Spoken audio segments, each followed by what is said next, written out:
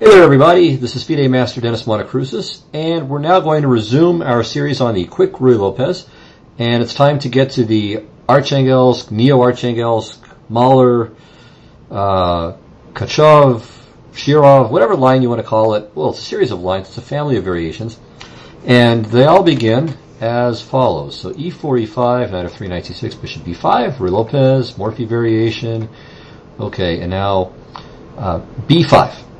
Bishop to B3, and here's the kind of the branching off point. So bishop to C5 is the more popular line nowadays. It's where the action is in this complex. But sometimes people still play bishop to B7, and this can be a lot of fun. It depends on what white does here. If white plays C3, then you get into real adventures, and this is where all the fun is. But if white plays D3, then it's not so fun. The bishop on B7 really doesn't get to do a whole lot there. There aren't really too many good ways to achieve D5.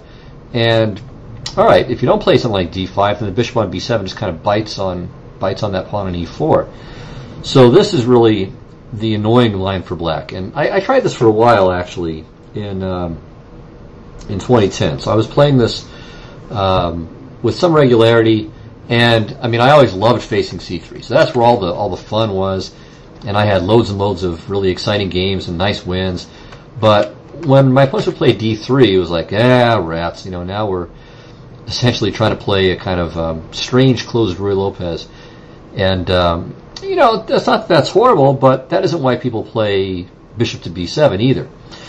So we'll come back to D3. We'll look at this in a later show. For now, we're going to look at the fun stuff with C3. But I should say that because of this, that's why bishop to C5 is more popular. And what black does here is he kind of waits and sees what white does before committing his bishop from C8 one way or another. So the main line here, although it's not the only move, is to play C3. Black plays D6. Okay, let's say D4, bishop to B6, A4 for instance, and okay, rook to B8. Takes, just to give the main line.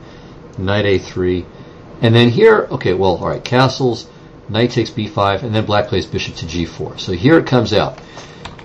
If you play with white H3 at some point, there are a number of places where you can do this. Let's go back here. So here's a main branching off point with H3. Well, now black does play bishop to B7. So first of all, white wasted a tempo with H3. I mean, it wasn't a waste because it's valuable to stop bishop to G4, but now that black is playing bishop to b7, h3 doesn't really have an awful lot to do with what's going on in the position. Plus, white is committed to d4, so the bishop on b7 now has a job. It's got life. It has some juice in the game. So that's where this is more popular. Now, the advantage of bishop to b7 relative to bishop to c5 is that you haven't committed the bishop from f8. And if white goes for a quick c3 d4, it's useful not to have the bishop under fire. So that's the plus with bishop to b7. All right, so let's see what happened. We're going to look at a game. It's a pretty recent game played between Mladen Palac and Mateusz Bartel, played in the European Team Championship in November of 2011. In fact, it was played on November 11, so it's an 11-11-11 game. All right, anyway, after c3, black plays knight takes e4, d4, and okay, here sometimes, well, more than sometimes, I mean, knight a5, I suppose, is the most common move at this point. But e takes d4 has been shown to be completely viable. I mean, this has been a very, very standard response for a number of years. And even though it looks extremely dangerous, as we'll see, there are a number of tactical tricks that white has at his disposal.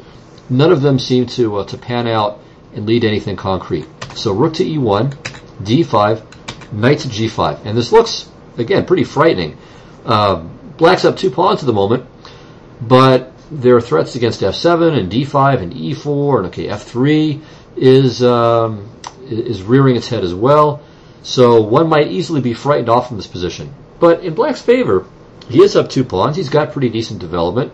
And even if you were to lose the piece, if he gets 3 pawns for the piece but has tremendously active play, it's very much worth it. All right, now the main move here is queen to d7, but in our game, queen to f6 was played. Okay, but there's nothing wrong with queen to d7 as far as I can tell. So we'll look at some possibilities here, 3 in particular. So rook takes e4 check, followed by a capture on f7. There's knight takes f7, and then followed by a capture on e4, so it's a one way or the other thing. And then third is the simple greedy f3. Well, let's start with rook takes e4 check. So d takes e4, and now white has a choice between bishop takes f7 and knight takes f7. All right, if bishop takes f7 check, king e7, bishop e6, queen d6. And here white has tried a couple of things. I think queen h5 has been the most common move. Against this, I tentatively recommend e3, which is an unplayed novelty. All right, white can play queen f7 check and then queen f3. So threatening knight f7. Black could repeat with king to e7. That might be okay, but it looks like knight to a5 is satisfactory. Queen f5, queen c6, threatening mate, f3, bishop d6, and then white can regain some of his material. And in fact, well, white's only a pawn down here, but his king is finally achieving a safe haven, and he's ahead in development. The pawn on e3 is powerful. His bishops in general are quite good, and black, I would say, is clearly better here. Okay, going back to this point, instead of queen to h5, bishop to b3 may be better, and it's been played as well. All right, so now knight to d8, c takes d4. And black's up the exchange, but the king's not ideal on e7. On the other hand, he's got a fair amount of development, so that should help him out. All right, in this position, I forget what was played in the earlier game, but I would recommend queen to g6. This would be a novelty. Threatening mate, f3, now knight e6, takes, and let's say king f7, and the king will squirrel off to g8. And I think it's about equal, but maybe black is a touch better. I think certainly black has chances here for something more serious. All right, so that was bishop takes f7 check.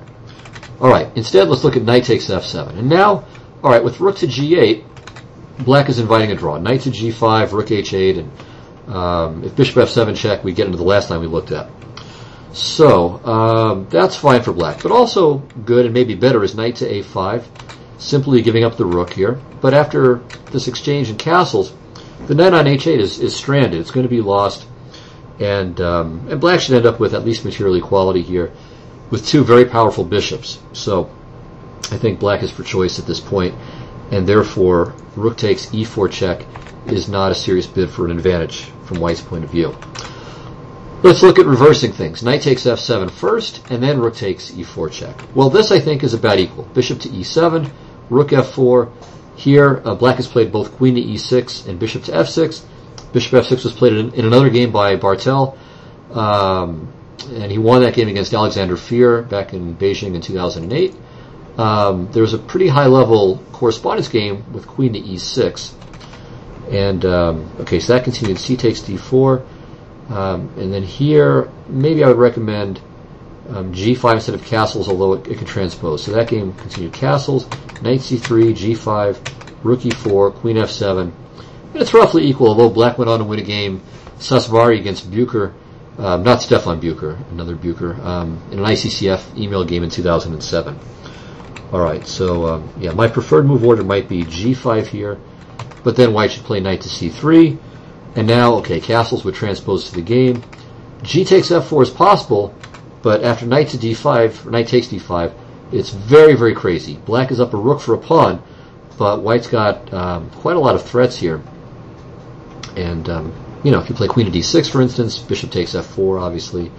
You could play queen to d7, but still, well, then queen h5 check, and then bishop takes f4. Maybe there's even better. So, I don't know. I'm not sure if I would prefer this to simply castling as in that correspondence game. Anyway, and again, there's also bishop to f6 as played by Bartel. So, you know, it's wild play here, but objectively black seems to be okay. And then the third choice is f3, grabbing the piece. And now h6, knight f7 once again. I think there was a game with knight to h3, but yeah, there, if I recall correctly, white got butchered. It was something like castles queenside, f takes e4, d takes e4, cd, knight takes d4, and from what I recall, I don't remember all the details, but I remember that I had some analysis in this. I don't remember if it was original to me or not, but I remember really wishing that I could get someone to actually go into this. The black center, I mean, it's just tremendous. I mean, you can play c5, f5, g5, and just go, or bishop c5. There's so many nice options here. So this is really not the way to go. So white plays knight takes f7 here instead, queen f7, and now f takes e4. So this may be the main line within this queen of d7 system. And in fact, this can transpose from queen f6 is in the game instead of queen of d7. So here, castle's long, and now white's got a choice. He can either play bishop takes d5 or c takes d4. On bishop takes d5, we can move the queen to f6 or to e8, and in both cases black seems to me to be fine, but rook takes d5 is a common choice, just sacrificing the exchange. And here white's up a full exchange, although we could conceivably take on d4, but perhaps best is to give up a second exchange. Bishop c5, or bishop c5, rook h8, knight d4. Well, it's not a second exchange yet, it's just a rook in an exchange for a pawn. But black has lots of threats here. It's threatening mate in 2 with knight f3 check and queen to d1 mate. So knight c3 covers the d1 square, queen e5, king f1, knight c2, and here black is at least equal. If bishop to f4, which looks very natural, then queen to d4. And there's a game that continued with queen to g3, and now instead of whatever was played, g5 gives black a clear advantage. Again, black's still down a load of material, but all 4 of his pieces are tremendously active, plus he's threatening both the bishop and the rook in the corner. If he tries to save both with bishop to e5, well, now he's just dead lost. Queen to d2, and, well, just to give a sample variation, if bishop takes c7, threatening maybe bishop to b8 check, then he just gets mated. Bishop takes g2, only legal move is queen g2, knight e3 check, and queen takes g2 is checkmate. Alrighty, so that's, again, I would say it's subjectively equal, but it's very dangerous for white. Now, it's dangerous for black. I mean, you're sacrificing a lot of material, but the compensation is sufficient. And besides, if you play this kind of system, you should have a little bit of a swashbuckling personality anyway. Alright, c takes d4. This is a second choice.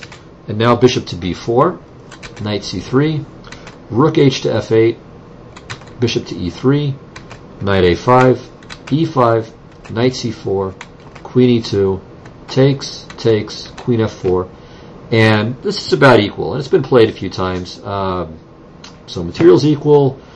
The bishop on b7 is not fantastic, but it's a bishop and it can come back into the game. There's nothing preventing it from eventually sneaking back to the other side of the board. Maybe there's even some break with c5 later on.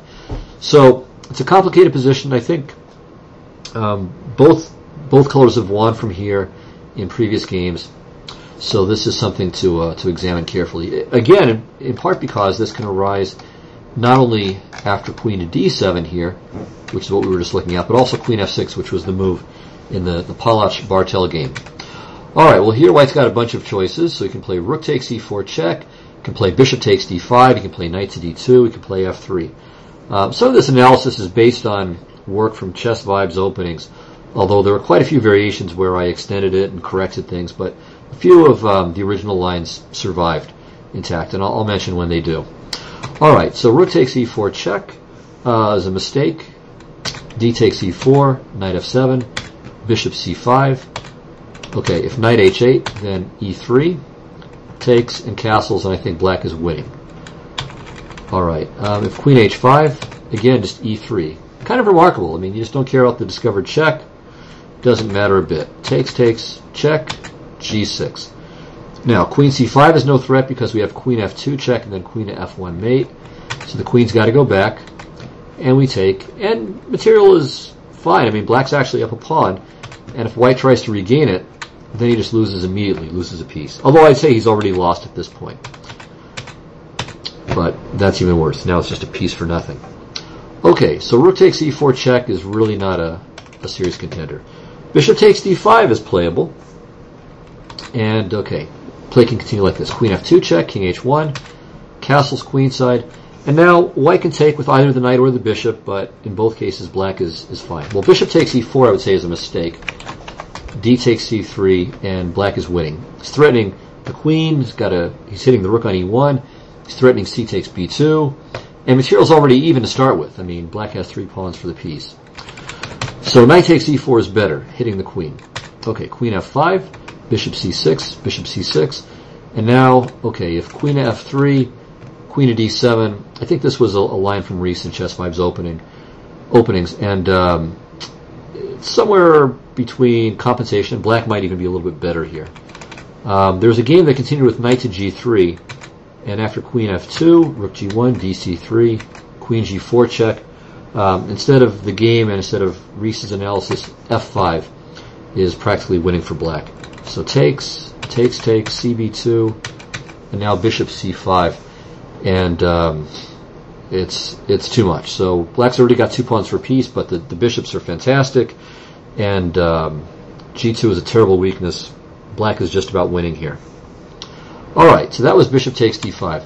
The third line, and this unfortunately, I'm not sure it's been played, but Reese's analysis here seems to be right, that this leads to a draw, at least in the main line. So queen f2 check, king h1, castles, takes. Alright, and now, if knight e4, queen f5, and black is winning here, he's up 2 pawns. So white won 1 back, it's not even close to enough. If knight takes f7, then here too, black has good chances. Bishop to d6, bishop g5 to stop queen h4. And now black has a couple of good options here. So we could play d3, rook f1, queen b2, takes, and now, okay, if knight takes d8, knight d8, and despite the big meal that white's just enjoyed, material is pretty close to even. White's up 2 exchanges, but for 3 pawns. And with 2 of those pawns being the guys on d3 and e4, I would prefer black's chances here. The more modest bishop to d5 is, I think, a much better choice, trying to eradicate this terrifying black pawn center as fast as possible. And that's kind of unclear. Alternatively, black could play rook d to e8, just giving up 1 exchange, and something like this is pretty unclear as well. So black's down the exchange for a pawn, but the knight's going to come into d3, and you should have good chances here. Okay, so the main move here is rook to f1, hitting the queen. She's only got h4 as a flight square. And now, not knight f7, d takes c3, hitting the queen, knight d8, when black has 3 pawns for the exchange, and should be much better. But g3. And the problem for black is that his queen has almost no squares. So queen h6, knight f7, and the queen still has no squares. If she goes to g6, then knight takes h8, attacks it with tempo. So queen h3, knight g5, and back and forth we go. Knight takes d8, though, would be a mistake. Knight d8, and the long diagonal is a big problem. Black is forcing, well, okay, white can still play d5, doesn't have to play rook to f3, but black is better here. Alright, so knight to d2 is a problem, at least if we're playing in a must-win situation.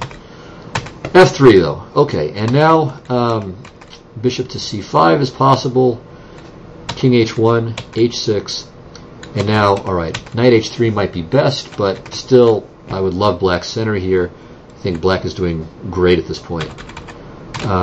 Alternatively, there's knight f7, queen f7, rook e4 check, and here knight e7 I think is a new move, an untested move. I think black is better at this point. Alright, so bishop c5 I think is maybe stronger than h6, although h6 is good too. Now, if knight f7, queen f7, f takes e4 is back to the material we looked at with queen to d7, and then here black castles long, and then white chooses between bishop takes d5 and c takes d4. Okay, other moves, there's f takes e4, hg5, check here, queen g4, d3, and black is a little bit better.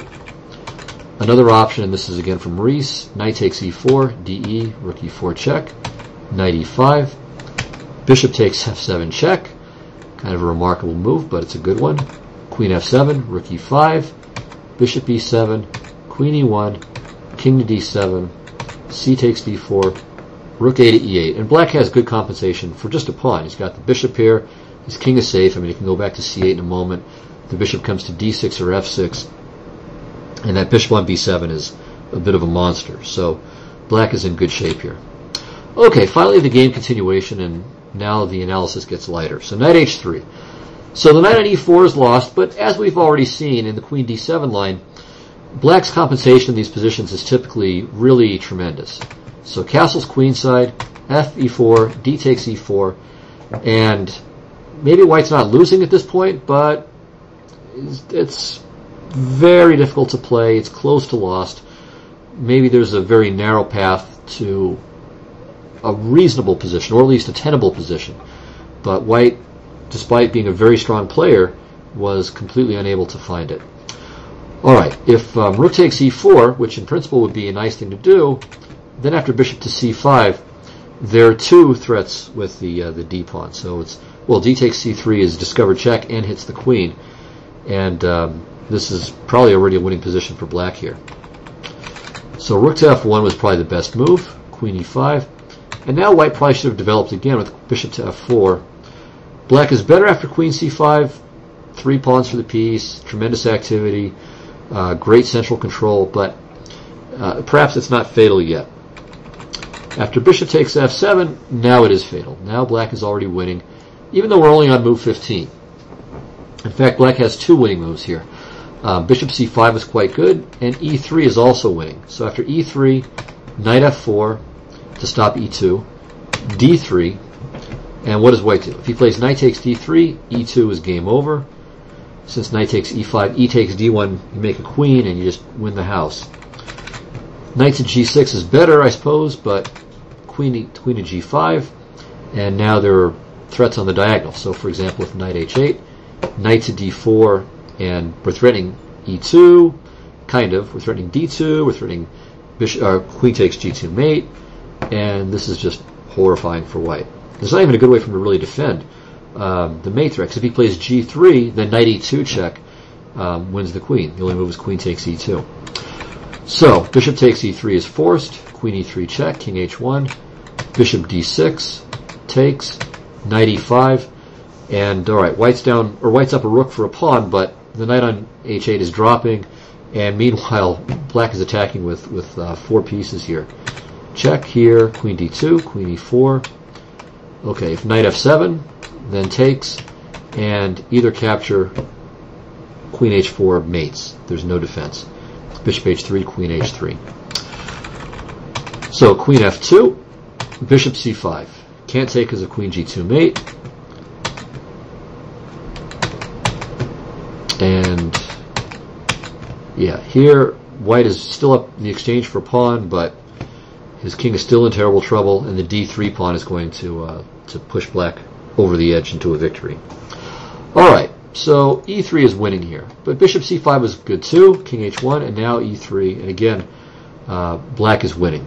So he didn't play the rest of the game perfectly, but white's chances were fairly difficult to prove, and white wasn't able to seize them. So knight f4. Now the best move would have been rook h to f8. Again, if knight to g6, here too you can play e2. Takes, takes, check, check, and despite saving everything and being up a piece for a pawn here, he still lost. Rook to d6, now d takes d3. Okay, and white's, the reason for rook to d6 is that way if rook takes d6, there's rook f1 mate. So we don't allow white to make the rook trade here. Okay, now we're threatening rook takes h3. And now we're threatening, well, all kinds of horrors, like rook takes g2 followed by rook to g1 mate, bishop takes g2 check followed by rook going sideways mate, and of course also just rook takes b2. So this is just death to white. In the game, he played d3. Of course, knight d3, e2 wins, as we've seen before, but knight to g6 is still competitive. Queen g5, bishop e3, takes, h4, easy to miss, queen e1, queen takes e3. Alright, and this is a line by Reese, and yeah, he stops here saying that black has an attack, which is true. White's clearly better here, but, or black's clearly better, sorry. Black has an attack and is clearly better. But it's still tough. I mean, it's not trivial here. It's not overwhelming. So that was a missed opportunity here by black. So e3 was a bit of a mistake. And then queen to e1 is a mistake back. But again, a tough position to hold. Alright, here knight to e7 would have perhaps been best, but e2 is still winning. Rook f3. Now g5 would have been best. But okay, he played knight e7, which is understandable. He wants to stop knight to g6, and he uncovers the bishop on the long diagonal. Knight to d2. And now here, finally, we do have another mistake. G5. So he should have played bishop to e3, kind of thwarting the coordination of white's pieces in a pretty effective way. So instead, after g5, knight takes d3. And this would have been prevented by bishop to e3. So g5 is perhaps, again, a mistake. So after knight takes d3, rook d3, rook d3, rook d8, black is still pretty close to winning. Bishop to f2, for instance, is a big threat as well. But again, white can still kick on a bit. Okay. Yeah, if bishop to f2 here, I believe... Well, what is the deal? Let me think about this. Why not bishop to f2? What is the problem with this move? I mean, I'm trying to see if knight f3 can maybe work somehow, but not sure that it does. Well, there's nothing else to try, really, but knight f3. Okay, so bishop takes f3. And now the idea. Bishop f4. Okay. So that's how how white can survive the worst of this. Alright. So you can take, but then takes on f2. Maybe queen e4 will take the bigger thing. Queen f2. Okay, and now, maybe you can play bishop g2 check. Queen e2, e1 queen. Maybe even queen d3 and then queen d1. Yeah, probably just e1 queen. So king g1 takes. I don't know, something like this, and it looks like white is definitely worse. I mean, he's down a couple of pawns, but, you know, he's got some play here. It's pretty crazy, but maybe he's okay. I mean, queen d1 always, he has queen e1. So I don't know. I guess that's probably how he's going to survive this. All right. So knight e6. So that was a tough chance, knight to d3. I mean, you had to find some pretty crazy moves to survive this. Anyway, now after g4, white breaks down, and he just collapsed. He again. If he plays rook to g3, then bishop f2. So he played knight takes d8, g takes f3, knight f3, and after bishop takes f3, white resigned. I mean, he's down a pawn, but it's pretty bad news. So g takes f3, and now, okay, if bishop f2, I think again bishop f4 might, well, I'm not even sure that'll survive. So maybe bishop to f2. Can also play bishop to d6, because, yeah, that's it. That's even better. Because if f4, queen e4 check, followed by bishop to c5 check is mating, and if the queen comes over right now to stop the mate on h2, then you just promote. You just make a queen. All right, so that was a pretty impressive win by Bartel. Maybe some inaccuracies late in the game, but still, it shows just how incredibly dangerous this system is. And in general, these positions, whether it's in the queen to d7 line or the queen to f6 lines, that are like this, where black has 3 pawns for the piece, and of course the knight looks stupid on h3, these pawns on d4 and e4 are powerful, and black's bishops rule the roost. I mean, this is a great advertisement for this whole system with bishop to b7 here. As I said, the problem, which we'll see next time, comes with d3, when this bishop on b7 really doesn't have such a great life. If black could play knight to a5 here and round up the bishops, that would be one thing, but you can't really spare the e5 pawn. And once he plays something like d6, then white can make some useful decision about the bishop. And anyway, we'll take a look at that next time. So I'll see you then. Bye-bye.